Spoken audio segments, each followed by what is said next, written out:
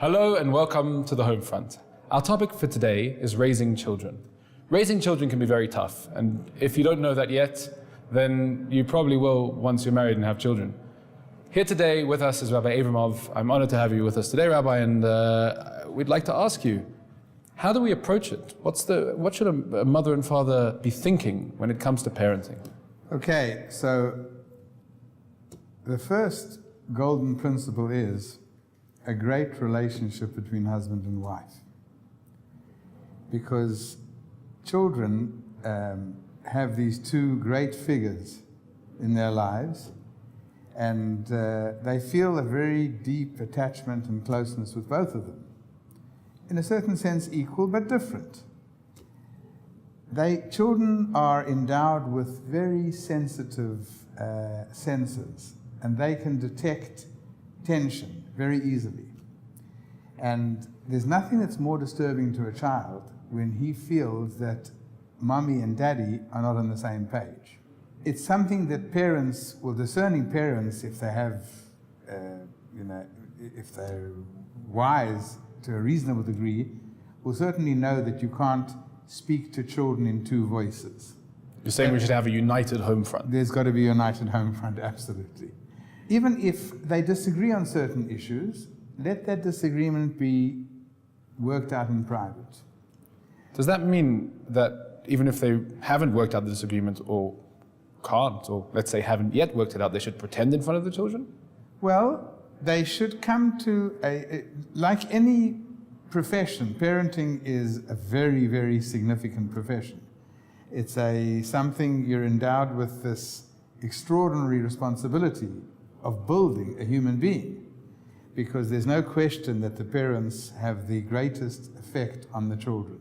I'm not even talking about the genetic heritage that they get, but parents have a profound effect on children. They're huge figures in the eyes of the children, and they are perceived as the ultimate educators.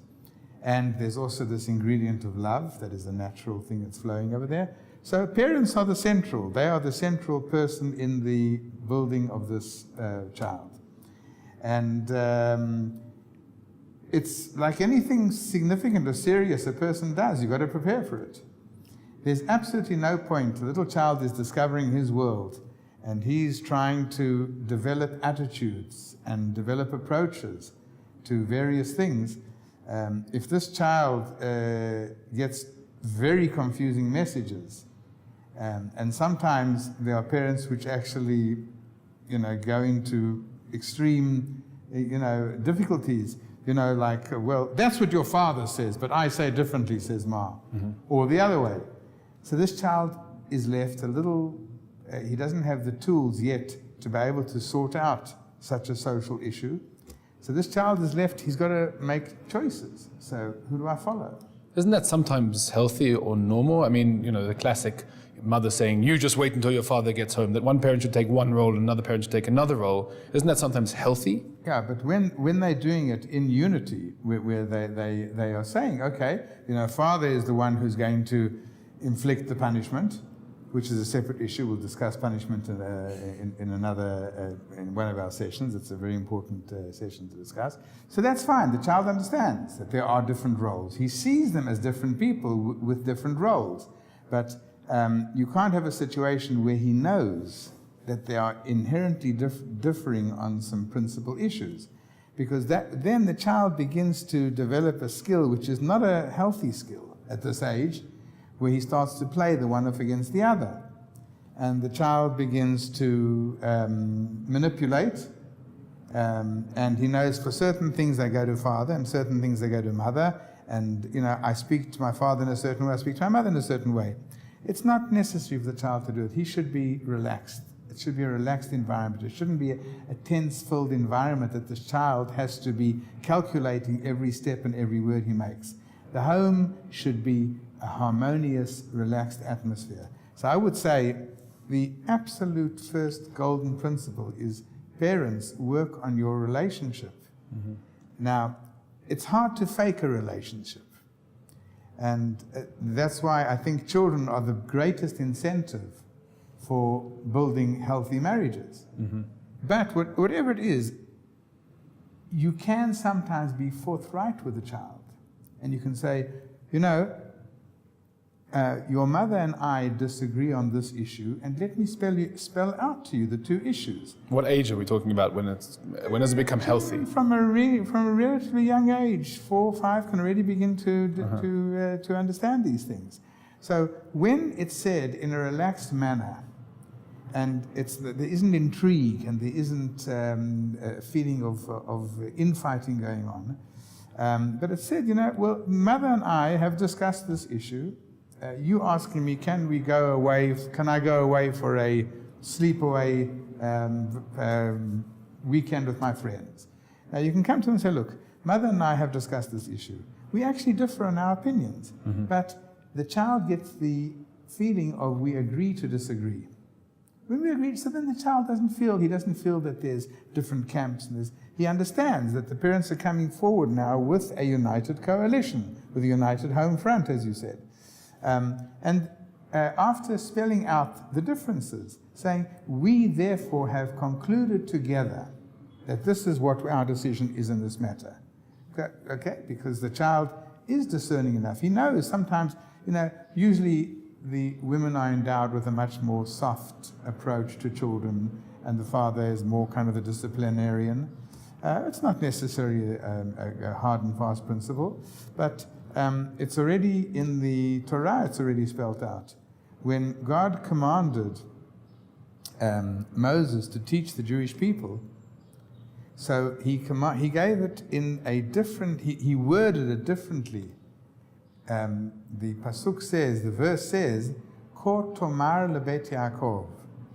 Moses is instructed, when you teach the women, Beit Yaakov is referring to the women, when you teach the women, so you must teach them in the following manner. It's a very soft approach. The word tomar has a soft connotation to it. But when you teach the men, v'taged lebnei Yisrael, when you teach men in a very, men understand very specific borders. So teach men in a more firm manner. So there are inherent differences in the approach between a male and a female. And the child perceives this, and that's fine. But he can't feel that there's ongoing tension.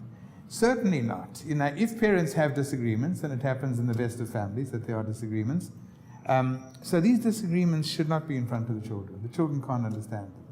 So can I just go back to something that you mentioned earlier?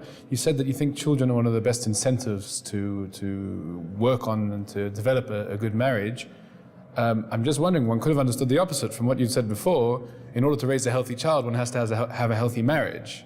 So, you hear people say this a lot. I want to be married for a number of years, and we want to have a strong, stable home environment before we have kids.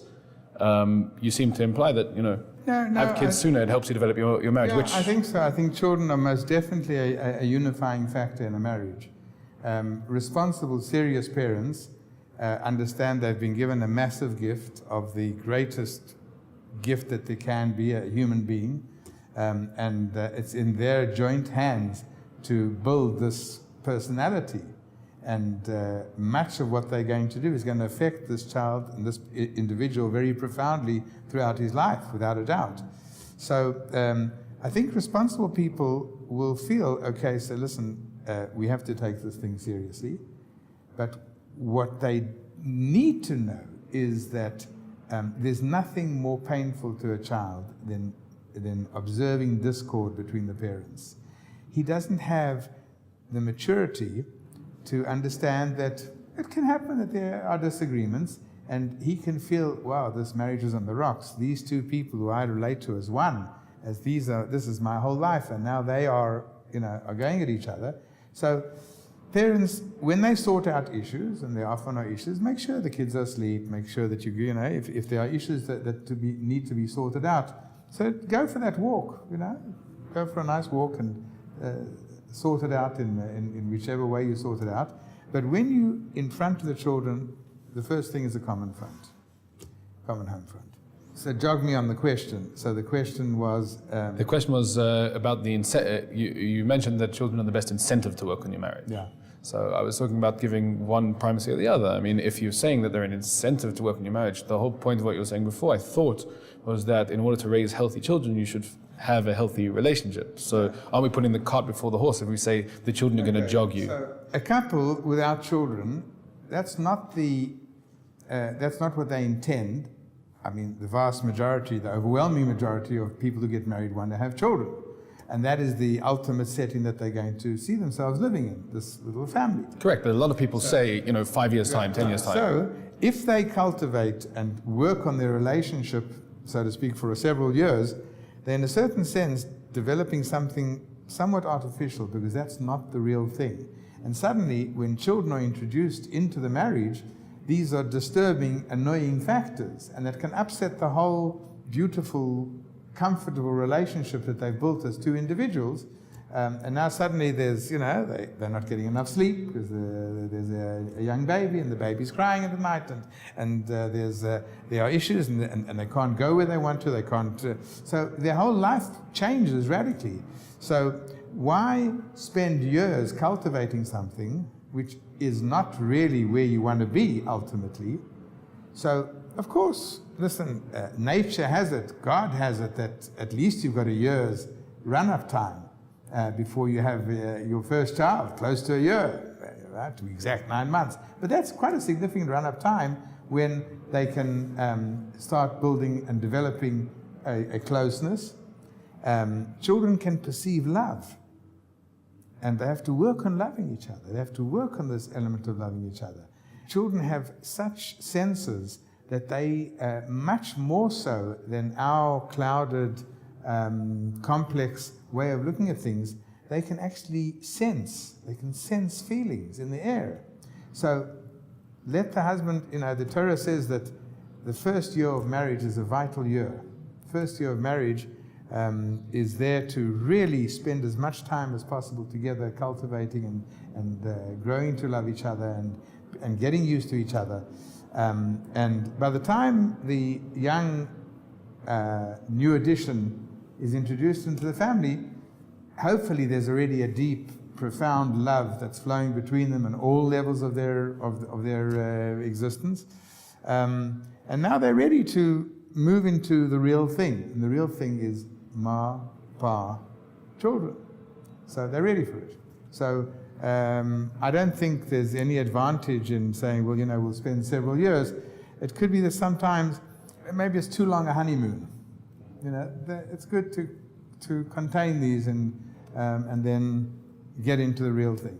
God's 9-month honeymoon is the ideal length. Yeah, I think so. I think it's a very healthy honeymoon. Could I ask you now about outside influences? Because certainly once the kid gets older and starts attending for a longer period of time a school or at least some kind of playgroup, there are influences with which a parent may not agree. One parent may agree more, of course, than the other, but in general, obviously one tries to send a child to a school with which one is happy, but that's a utopian view that you and the school and the teachers would always see eye to eye. How does one deal with, first of all, our own relationship with the school, and secondly, when the child itself has conflicting messages, one from what happens at school, another from what he or she sees at home? Okay, this is a very crucial issue, because while on the one hand I'm saying that the parents are the most and should be the most profound influence in the child's life, the fact is that they spend a significant chunk of their day as they grow older outside of the home and in a completely uncontrolled environment. From the parents' point of view. Let's hope there's some control in the school. Yeah, absolutely.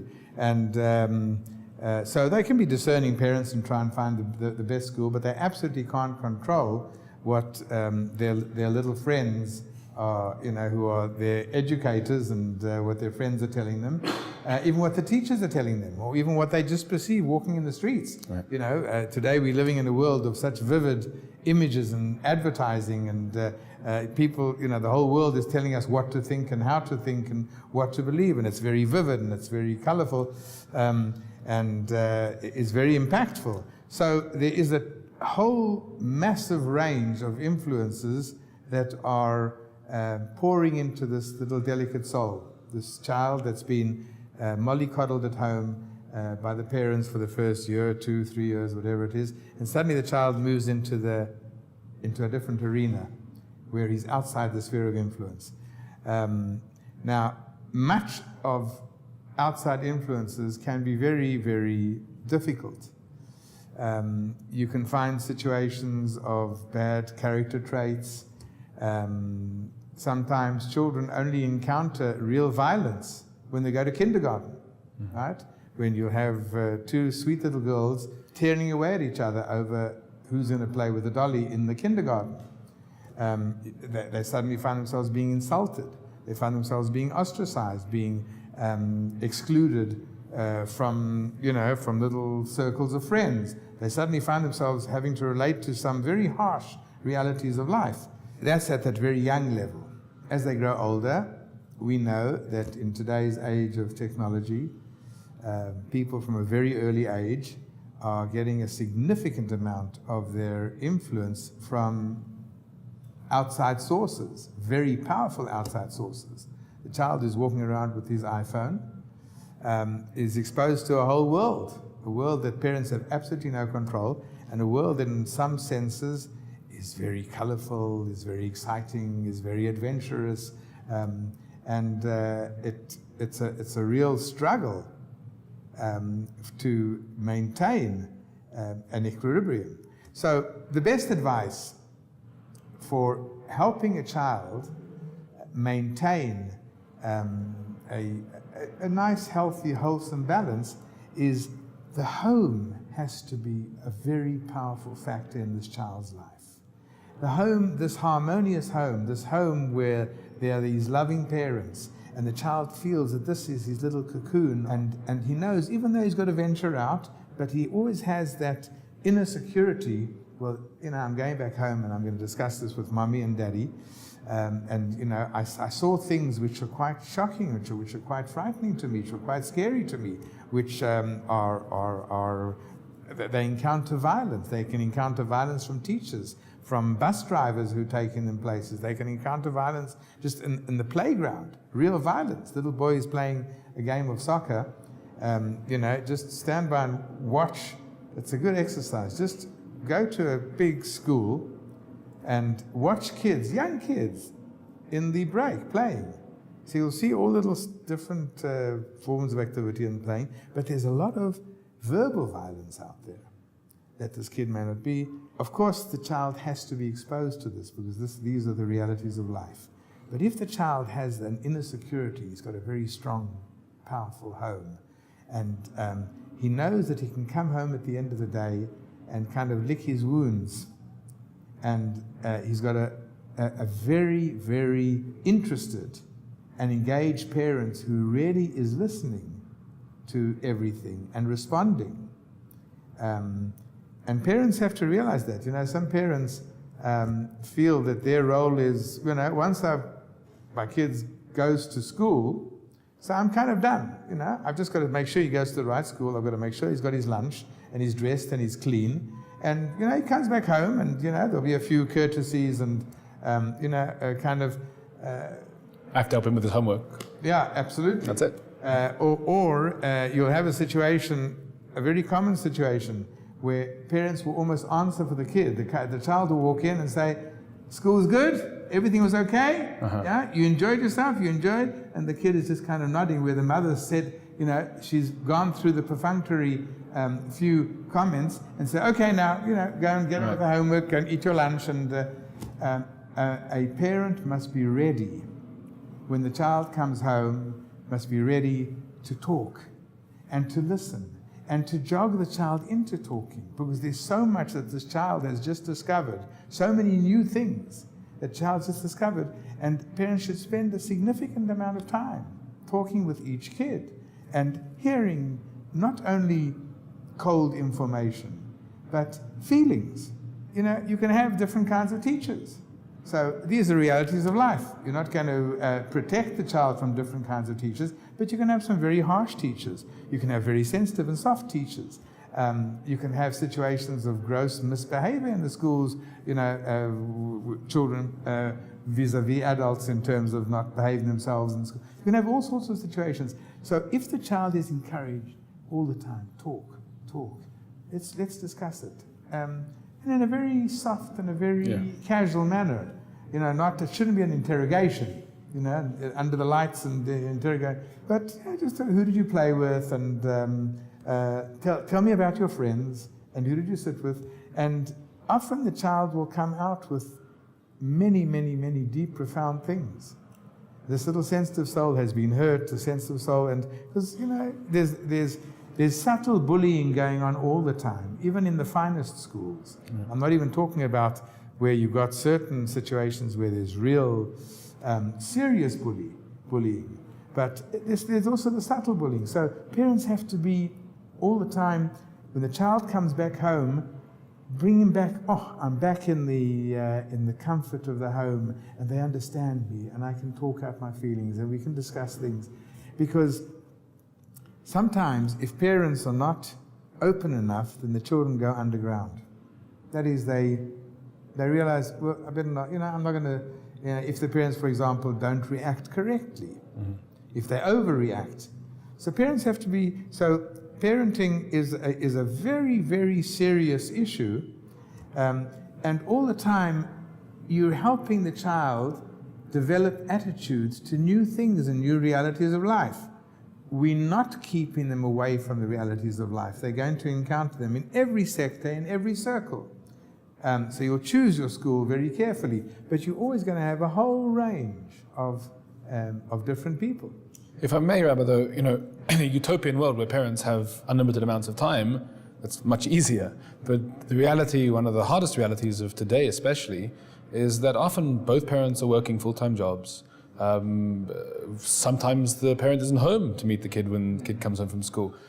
I guess it's a matter of prioritization, because everybody has some free time, but to what extent does one, again, this is an idea of balance between the relationship between husband and wife. They need some time to themselves. They might want to go out for dinner, or they might want to, whatever it is they do together. But to spend that amount of time talking to a child, especially if the child's not home that often, how do you, I guess it's a mental approach thing. What's your view on how you should look? There's quality and quantity. You don't need to spend vast amount of times. Mm-hmm. But when you're with a child, be totally engaged. Mm-hmm. I think it's a great practice. The child comes home, switch off all the gadgets, all the phones. Right now, you are the most, and make a show of it to the child. Oh, you came home. Oh, I'm switching off the phone. Not going to answer. Let me hear, how was your day? It's your time. And it's your time. Give it 5 minutes, 10 minutes. You don't need more than that. So the parent who's not, if you've got a set of parents that both are not at home and there's some other caregiver, then let's train that caregiver. Right. But a child has to relate to someone, unless is the child with the key around his neck, and he comes home and there's a little note on the door. Hi, your dinner's in the warm up your dinner, and we'll see you late at night. Okay, that's not an ideal situation by any means, and there you really are saying to the child, okay, it's a free-for-all. Whoever educates you will educate you. Mm-hmm. But you don't need vast amount of time. Quality above quantity. It's real quality, but be totally and absolutely involved. When you're with the child, be totally involved with the child. You mentioned earlier some of the more nefarious potential things out there, at least in passing, that children today at a younger and younger age have access to all sorts of technology, which, let's not beat around the bush, sometimes will beam into their little minds images which parents might not would prefer that they didn't see. How far do you go in terms of barring that kind of access? I mean, it's not possible to do completely. How do you, again, it's a balance, but how do you draw that line? How do you explain to a child that this is not appropriate for you, especially if, again, the sphere of influence that they find themselves in, the kids in their school, other people around, if they're doing those things as well? That sigh expresses it all. I'm sorry to bring it up, but it's necessary. We are, and this is the whole session in itself, we are in, without a doubt, the most difficult, I've heard this from great people, that this is clearly the most difficult generation in the history of mankind.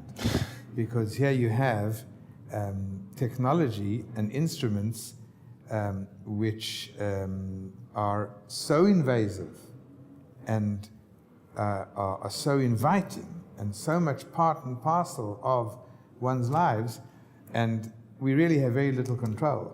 Now, there are a lot of very unsavory elements on these, to tell the child, well, here you've got free open internet, but make sure you don't go to places that I wouldn't go to. That's like not saying anything. That's only encouraging the child to look for these more mysterious kind of places. And they're so easy and they're so accessible.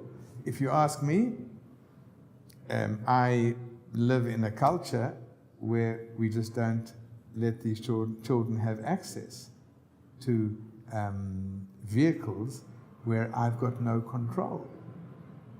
I really have no control because I cannot match up. Nothing you can do in the home can match up with what Hollywood and the likes of it can produce in terms of excitement and action and colors and the MTV types of images which are so enticing and so inviting and everything that goes with it. So I can't even begin to contend with that. So then I have to say, okay, I'm giving up. I'm not going to be the prime educator. I'm going to be around. I'm going to be, servicing the physical needs of the child, and I'll make sure the dinner's on time, and I'll make sure because if the child comes home and exchanges a few cursory comments with the mother or the father, and then retires to the bedroom to his little device, and that's where he'll spend several hours, which is very, very common today. So basically, I've given up. I've handed over the building of this child to the mercies of commercially driven, massive businesses and institutions who are trying to be, all that interests them really is ratings, and all that interests them really is to entice and attract people to get more eyeballs on their screens, and that's big money. Mm-hmm. So I'm saying, okay, so I've given up. I was given a magnificent gift, and this gift is now in my hands to do whatever I wish with it. And at the age of 3, 4, I've said, okay, this child's all yours. I come from a culture where we just explain to the child that, there are very unsavory things out there. There are levels of violence. There are levels of physical interactions of all sorts which just aren't for you. They just aren't for your age. You can't even perceive them. They're not, you shouldn't be there at all. So explain to the child, and that makes my challenge much greater. My home's got to be much more exciting and much more inviting and enticing, but I've got to try and keep this kid away from this. Rabbi, more matter, less art. Yeah. In reality, people live in that world. You're really suggesting that everybody abandons all this it cuts off all access to internet for the kids? First of all, how is that practical? Not everyone lives in this culture. How do you deal with a situation where, that's normal? The kid's gonna feel deprived, isn't he? Should everyone move to a society where this is not done? Let's take the bull by the horns.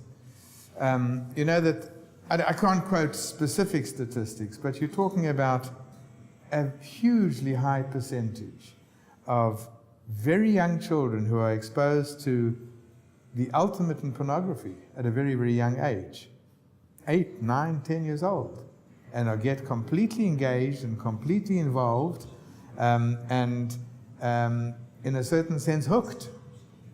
There are studies that say that by the age of 12, 13, a very, very significant percentage of people from the vast majority of these Western cultures who are not putting controls, so these kids are spending hours and hours a day engaged and watching what we used to call adult activity.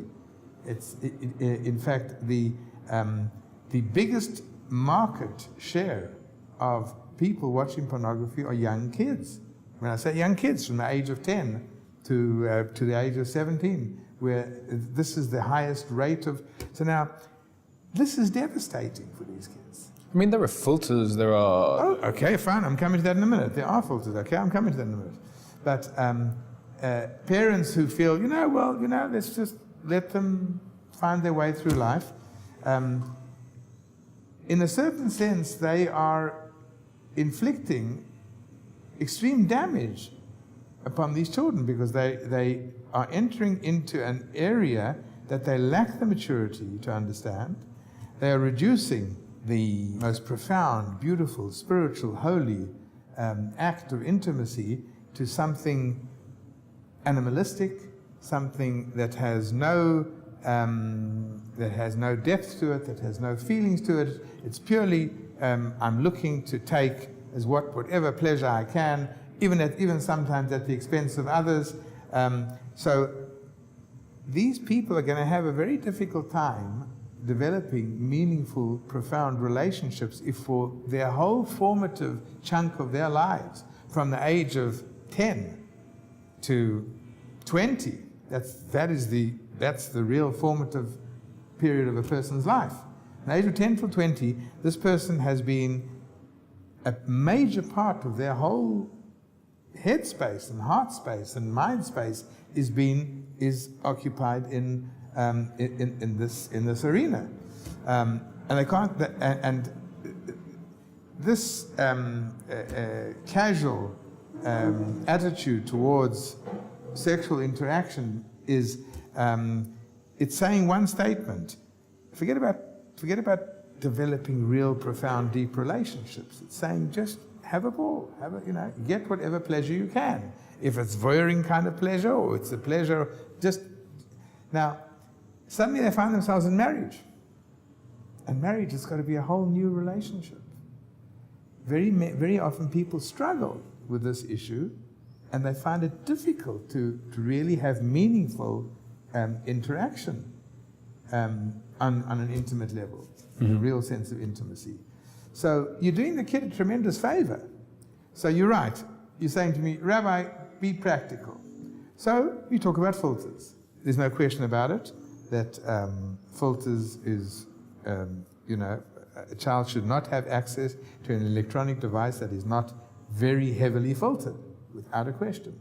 A child and an adult also, because adults have got free roaming thumbs like anybody else, and they can click their way into anything, and it's not healthy for adults to be into all sorts of unsavory type of. That's a separate discussion that we should have. Seems like there are many separate discussions we should have. Yeah. And this will, profoundly affect many aspects of a person's life. One of the big arguments against filters is, stolen fruit is always much more tasty. Mm-hmm. So you'll put filters. So the kid will either find ways of circumventing filters. Teenagers have a tremendous knack of figuring out technology, or they'll go to friends. And they'll, because, I want to see what my parents don't want me to see. That's very juicy, and that's very tasty. So there is a problem over there. And that's why I'm much more of the philosophy, and there are trends today in the general society. There are real moves to controlling this.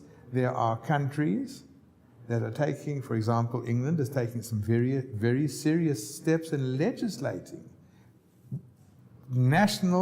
nationwide controls and filters because of the very profound effect that this is having on our lives. There are studies today that there are certain brain chemical reactions that take place when a person is watching pornography, and a person becomes hooked onto it. It's something which is and very hard to control. So you're developing a situation whereby you're really moving the focus away from this child's life, where his focus, if today there are studies that the average teenager is spending some 5 hours in front of some device, totally engaged in a device, and a significant chunk of it is in these either extreme violent or violent pornography sites, or just straight pornography type of sites. So what are we doing with our children? We're bringing up a generation of people that we haven't given them a chance to be children. So therefore, I think parents have to take very tough stands on these issues. And but it's a challenge, because you've got to supplant, you've got to offer alternatives. It seems like what this has in common with the other issues we've been discussing is that it's really a breakdown. You were describing the fortress of the home and that a child should feel comfortable. So this really breaks down those walls. It means that the outside world and all its problems is brought into the home and into the child's minds. It seems to be that's the thread running through everything you're saying, that the home should be a sanctum. It should be absolutely the child feels safe. Yeah, there's a verse in the Chumash that says, "Vasuli Migdash, make your home into a mini sanctuary." You said it. It's a sanctum. Make into a mini sanctuary, and then God says, "I will then dwell there."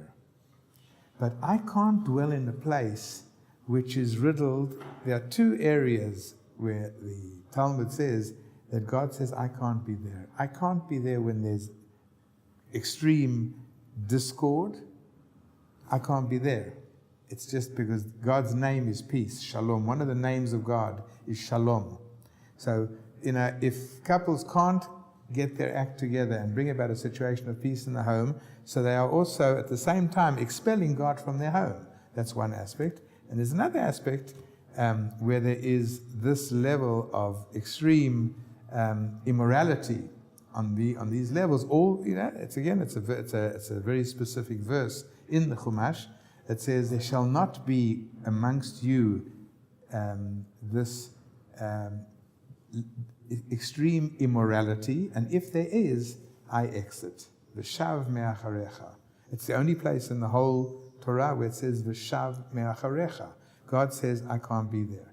So not only are we actually sanctioning that this child is going to his whole developmental years and all his growth, and there's so much growth that takes place, that his focus is shifted into another arena, and he's really not growing and developing in areas where he could be developing of personality, we're just throwing him to the dogs and saying, okay, you guys, let any crazy person on the internet decide to, give over his blogs or his messages, and my kid's there, and I'm just giving this innocent, naive little mind into his hands. That's a very serious decision to take, as well as we are basically pushing spirituality out of our homes. So therefore, I would say that in this particular area, I don't even see room for compromise. And there's more and more discerning people who are taking very serious approaches to this, realizing that we shouldn't just lose our kids, not to drugs and not to any kind of form of substance abuse, which is very, very common, which is destroying them physically, as well as and hampering and damaging their minds, and not just abandon them to all these unsavory things, unsavory adult activities, which just shouldn't be part and parcel of our lives. I mean, it's hard because what you're saying flies in the face to some extent of one of the mantras of our times, which is freedom, right? Freedom of expression, freedom of speech. I mean, everyone agrees that there should be some limitation on freedom of speech, freedom of expression, but the freedom, it's almost the same arguments that you're making have been made by, if you'll forgive me, totalitarian regimes throughout the centuries. You can't see this, you can't see that, we're going to ban books, we're going to ban this. I mean, one understands that there's a higher danger, but isn't there some, to compromise in some way? Yeah, so, the term freedom is a very relative term, because giving a person just total abandoned freedom is, in a sense, thrusting him into slavery. Mm-hmm. Let's take this issue that we've been discussing. If you allow a 8-10-year-old child to the freedom of just spending hours a day engaged in totally immersed in graphic violence, pornography, etc., so you're enslaving this child to that. This becomes the dominant, preoccupying factor of this person's life. And he's developing warped attitudes, so you're enslaving him in a certain sense. So, Adrabah, on the contrary, we as Jewish parents We have a code which we live by. And this code tells us what we should eat and when we should eat. And this code tells us it governs many areas of our lives. So this is another area of our life. That is the ultimate of freedom, when a person knows what's good for him and he is not obsessively engaged in something that he can't extricate himself from. There are situations when people just cannot extricate themselves from these kind of things. And it develops into, it manifests itself in so many areas.